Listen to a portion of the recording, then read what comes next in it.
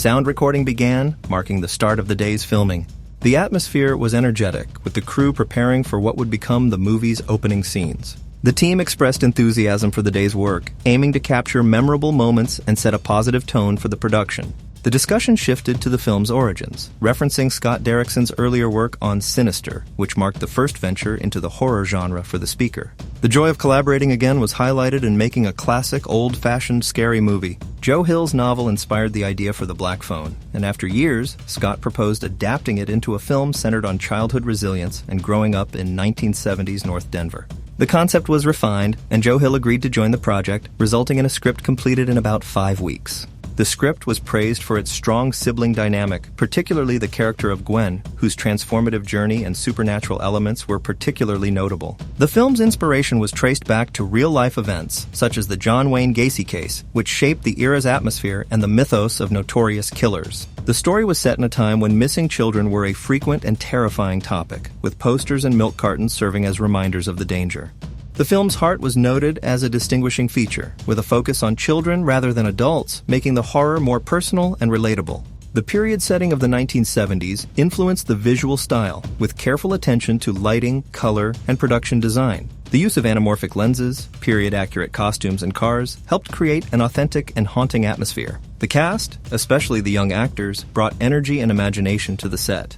Their performances were praised for their authenticity and emotional depth, making the filming process enjoyable and collaborative. The relationship between the main characters, Finney and Gwen, was emphasized as central to the story, with Gwen portrayed as a strong, supportive sister who shares a deep bond with her brother. Gwen's character was described as tough and protective, with Madeline McGraw's performance in key scenes standing out for its emotional impact. The portrayal of Finney as an outcast and the resilience he displayed were also highlighted, with Mason's performance bringing natural innocence and strength to the role. The ghost children, representing victims of the grabber, were given distinct personalities to avoid being mere faceless victims. Each character's backstory was explored, adding depth and individuality to their roles. The choreography and stunts were noted as highlights, with the actors' enthusiasm and willingness to participate in their own stunts contributing to the film's dynamic energy. The collaborative spirit among the cast and crew was emphasized, with Scott Derrickson's direction praised for its attention to detail and visual storytelling.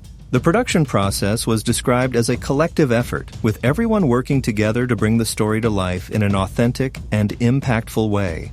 The film's themes of resilience, childhood, and the mystery of life were discussed to tell stories that resonate on a human level. The experience of making The Black Phone was described as both challenging and rewarding, with the team aiming to create a film that would entertain and move audiences.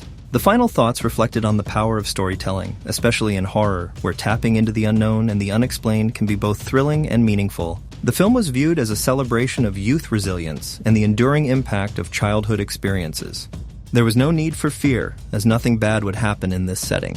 The excitement of working on a scary movie stemmed from imagining a group of friends attending a midnight screening on Halloween or hosting a sleepover. In such moments, the responsibility to tell a frightening story fell on one person, like sitting around a campfire sharing tales. The grabber stood out as the creepiest element, functioning as a monolithic presence in the film. His origins and motivations remained mysterious, amplifying his unsettling nature. Imagined as a failed magician, the grabber was envisioned as a kind of evil clown who, like many clowns, hid a sinister darkness beneath the surface. Portraying the grabber demanded an embrace of flawed characters, particularly those who were not meant to be likable. Undertaking obviously evil roles often led audiences to conflate the performance with reality, causing them to believe the actor was inherently malevolent. This perception created an inescapable challenge for the performer, although reaching a certain age seemed to make exploring the dark side more fitting. The prospect of playing a masked character offered a unique level of excitement. It carried the feeling of participating in an abstract Greek theater piece and allowed for the exploration of an entirely new form of performance.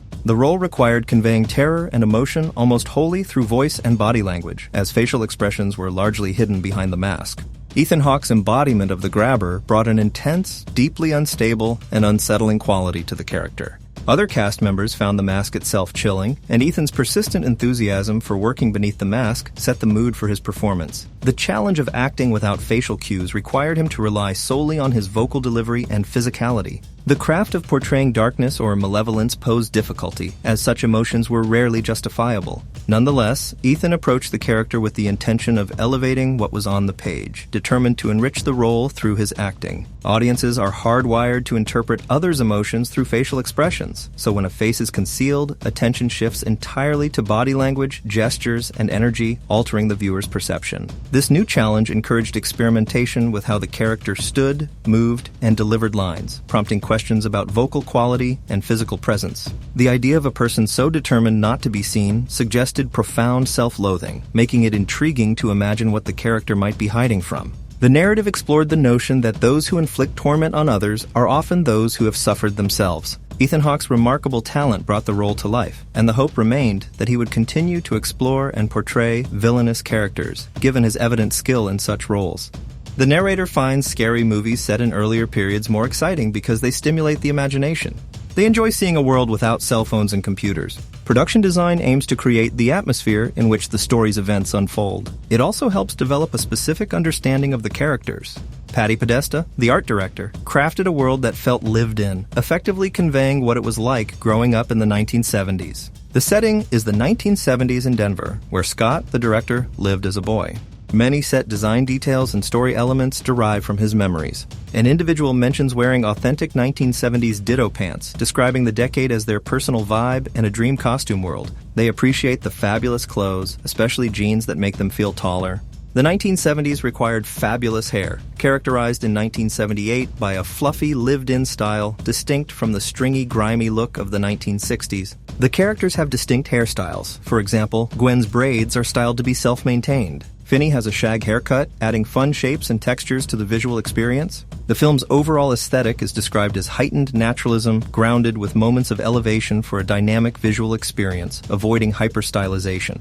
Initially, the script included a few makeup effects, but the director changed his mind, deciding that all ghost children would be portrayed using practical makeup effects. This decision excited the crew and the young actors, who enjoyed playing Halloween every day.